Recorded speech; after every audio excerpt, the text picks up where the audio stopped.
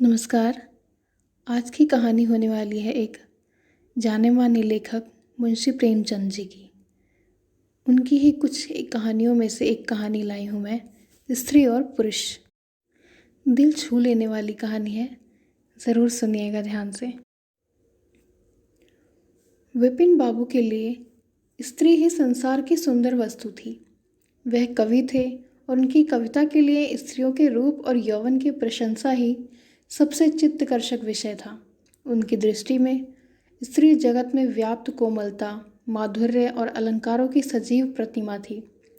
जबान पर स्त्री का नाम आते ही उनकी आंखें जगमगा उठती थी, कान खड़े हो जाते थे, मानो किसी रसिक ने गान की आवाज़ सुन ली हो। जब से होश संभाला तभी से उन्होंने उस सुंदरी की कल्पना करनी शुरू की जो उनके हृदय की रानी होगी।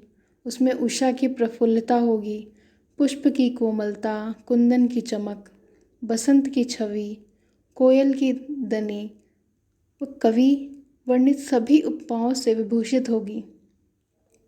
वह उस कल्पित मूर्ति के उपासक थे। कविताओं में उसका गुण गाते, मित्रों से उसकी चर्चा करते, नित्य उसी के ख्याल में मस्त रहते थे। वह दिन भी समीप आ गया था जब उनकी आशाएं हरे हरे पत्तों से लहराएंगी, उनकी मुरादें पूरी होंगी। कॉलेज की अंतिम परीक्षा समाप्त हो गई थी और विवाह के संदेशे आने लगे थे। विवाह तय हो गया। विपिन बाबू ने कन्या को देखने का बहुत आग्रह किया, लेकिन जब उनके मामू ने आश्वासन दिलाया कि लड़की बहुत ही रूपवती है, मैंने उसे अपनी आंखों से देखा है, तब वह राजी हो गए। धूमधाम से बारात निकली, विवाह का मुहूर्त आया। वधू आभूषणों से सजी हुई मंडप में आई तो विपिन को उसके हाथ पांव नजर आए। कितनी सुंदर उंगलियां थी, मानो दीप शिखाएं हों। अंगों की शोभा कितनी मनोहारिणी थी, विपिन फूले ना समाये। दूसरे दिन वधू विदा हुई तो वह उसके दर्शनों के लिए इतने अधीर हुए कि ज्यों ही रास्ते में कहारों ने पालकी रखकर मुंह हाथ धोना शुरू किया, वे आप चुपके से वधू के पास जा पहुँचे। वे घूंघट हटाए, पालकी से सिर निकाले बाहर झांक रही थी। विपिन की निगाह उस पर पड़ गई। घृणा, क्रोध और निराशा की एक लहर से उन पर दौड़ गई। ये वह परम सुंदरी रमणी ना थी जिसकी उन्होंने कल्पना की थी, जिसकी वह बरसों से कल्पना कर रहे थे। यह एक चौड़े मुंह, चिपटी नाक और फूले हुए गालों वाली कुरूपा स्त्री थी। रंग गोरा था पर उसमें लाली के सफ़ेदी थी। और फिर रंग कैसा ही सुंदर हो, रूप की कमी नहीं पूरी कर सकता। विपिन का सारा उत्साह ठंडा पड़ गया। हाँ, इसे ही मेरे गले पड़ना था। क्या इसके लिए समस्त संसार में और कोई ना मिलता था? उन्हें अपने मामू पर क्रोध आया, जिन्होंने वधू की तारीफों के पुल बांध दिए थे। अगर इस वक्त वह मिल जाते तो विपिन उनकी ऐसी खबर लेता कि वह भी याद करते। जब कहारों ने फिर पालकियां उठाई तो विपिन मन में सोचने लगा, इस स्त्री के साथ कैसे मैं बोलूँगा, इसके साथ जीवन काटूंगा कैसे? इसकी ओर तो ताकने से ही घृणा होती है। ऐसी कुरूपा स्त्रियां भी संसार में हैं, इसका मुझे अब तक पता ना था। क्या मुंह इधर ईश्वर ने बनाया है? क्या आंखें हैं? मैं और सारे ऐबों की ओर से आंखें बंद कर लेता, लेकिन वह चौड़ा सा मुंह। भगवान, क्या तुम्हें मुझी पर यह वज्रपात करना था? विपिन को अपना जीवन नरक सा जान पड़ता था। वह अपने मामू से लड़ा, ससुर को लंबा खर्रा लिखकर फटकारा, माँ बाप से हुज्जत की, और जब इससे शांति ना हुई तो कहीं भाग जाने की बात सोचने लगा। आशा पर उसे दया अवश्य आती थी। वह अपने को समझाता कि इसमें उस बेचारी का क्या दोष है, उसने ज़बरदस्ती तो मुझसे विवाह नहीं किया। लेकिन यह दया और यह विचार उस घृणा को ना जीत सकता था जो आशा को देखते ही उसके रोम रोम में व्याप्त हो जाती थी।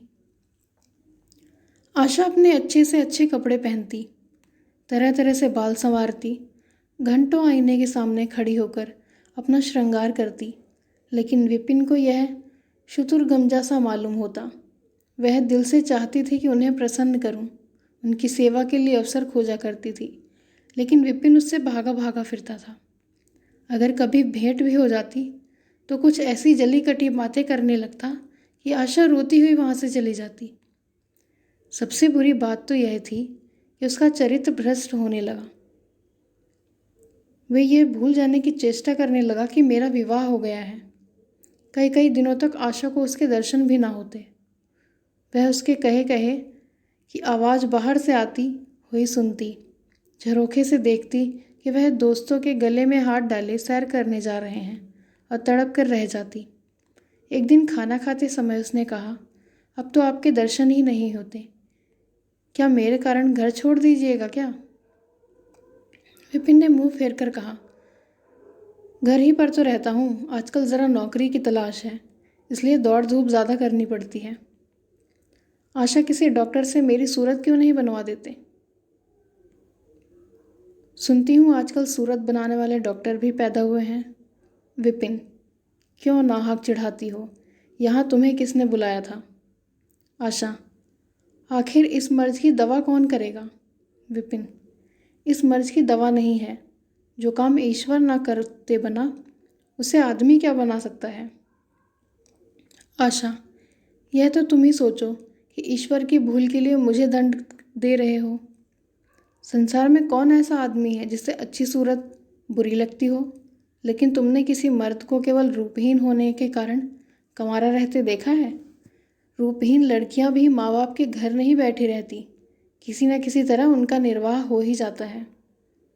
उसका पति उन पर प्राण न देता हो, लेकिन दूध की मक्खी नहीं समझता।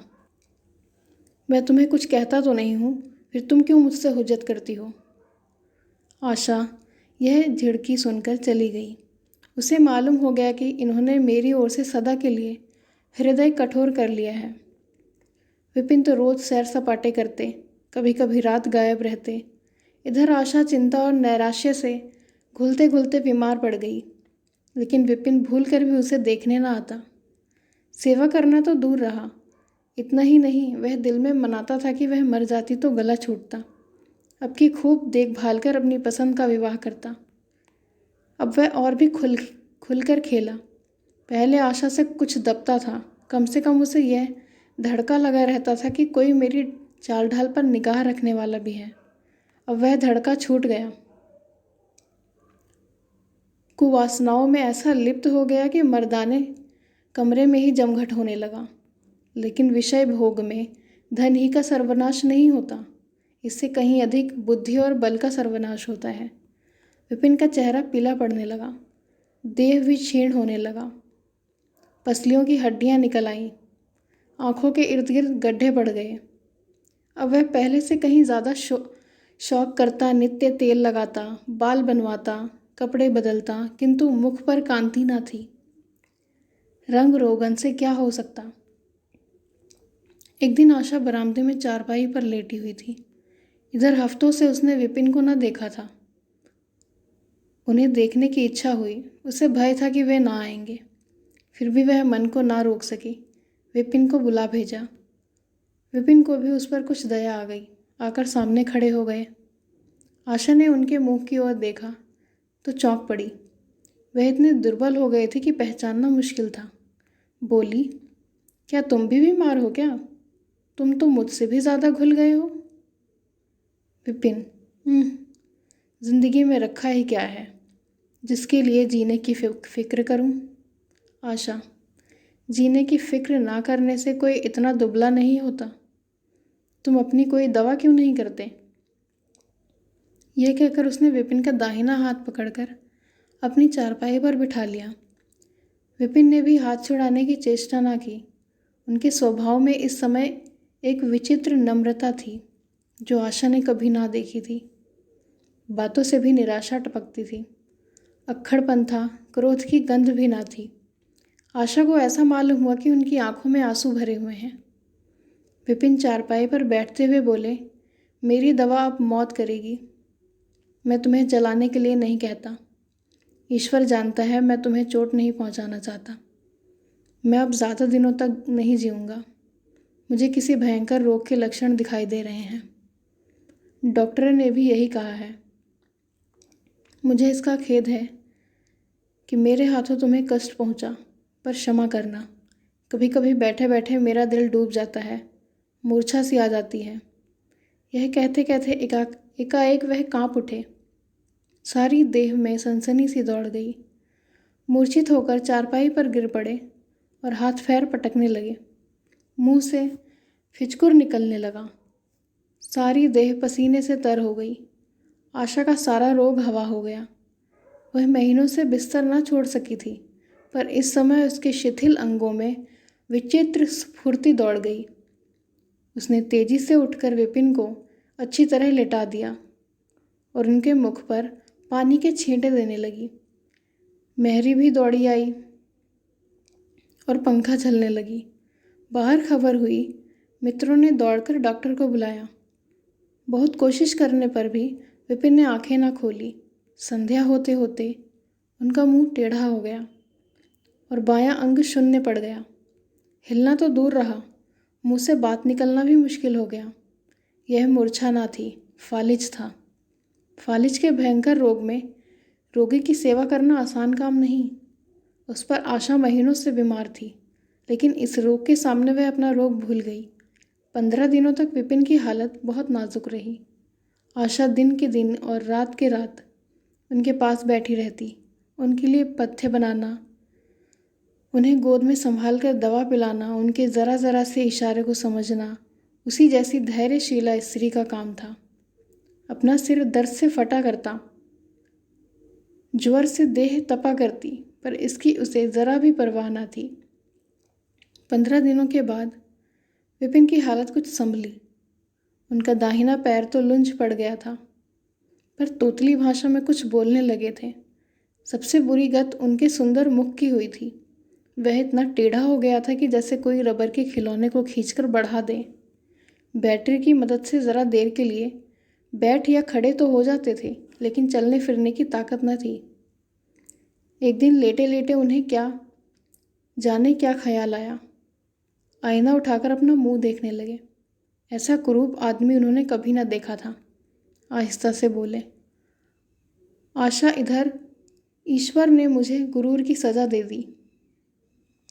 वास्तव में यह उसी बुराई का बदला है जो मैंने तुम्हारे साथ किया। अब तुम अगर मेरा मुंह देखकर घृणा से मुख फेर लो तो मुझे तुमसे ज़रा भी शिकायत न होगी।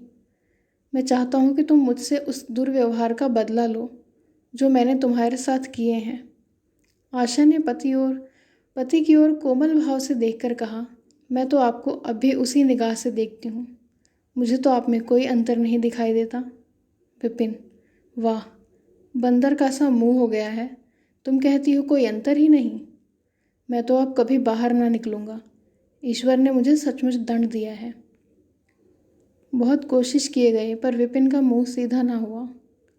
मुख का बायां अंग इतना टेढ़ा हो गया था कि चेहरा देखकर डर मालूम होता था। हाँ, पैरों में इतनी शक्ति आ गई कि अब वह चलने फिरने लगे। आशा ने पति की बीमारी में देवी की मनौती की थी। आज उसी पूजा का उत्सव था। मोहल्ले की स्त्रियां बनाव सिंगार किए जमा थी। गाना बजाना हो रहा था। एक सहेली ने पूछा, क्यों आशा, अब तो तुम्हें उनका मुख ज़रा भी अच्छा न लगता होगा। आशा ने गंभीर होकर कहा, मुझे तो पहले से कहीं ज़्यादा अच्छा मालूम होता है। चलो बातें बनाती हो। नहीं बहन, सच कहती हूँ, रूप के बदले मुझे उनकी आत्मा मिल गई जो रूप से कहीं बढ़कर है। विपिन कमरे में बैठे हुए थे। कई मित्र जमा थे। ताश हो रहा था। कमरे में एक खिड़की थी जो आंगन में खुलती थी। इस वक्त वह बंद थी। एक मित्र ने चुपके से उसे खोल दिया और शीशे से झांककर विपिन से कहा, आज तो तुम्हारे यहाँ परियों का अच्छा जमघट है। विपिन, बंद कर दो। अजी ज़रा देखो तो कैसी कैसी सूरतें हैं। तुम्हें इन सबों में कौन सबसे अच्छी मालूम होती है। विपिन ने उड़ती हुई नज़रों से देख कहा, मुझे तो वही सबसे अच्छी मालूम होती है जो थाल में फूल रख रही है। वाह हरी आपकी निगाह, क्या सूरत के साथ तुम्हारी निगाह भी बिगड़ गई? मुझे तो वह सबसे बदसूरत मालूम होती है। विपिन, इसलिए कि तुम उसकी सूरत देखते हो और मैं उसकी आत्मा देखता हूँ। अच्छा, यही मिसेस विपिन है? जी हाँ, यह वही देवी हैं। तो ये थी कहानी। आपको ये कहानी कैसी लगी कमेंट ज़रूर कीजिएगा और लाइक कीजिएगा और अपने फ्रेंड्स और फैमिली के साथ शेयर कीजिएगा। Thank you.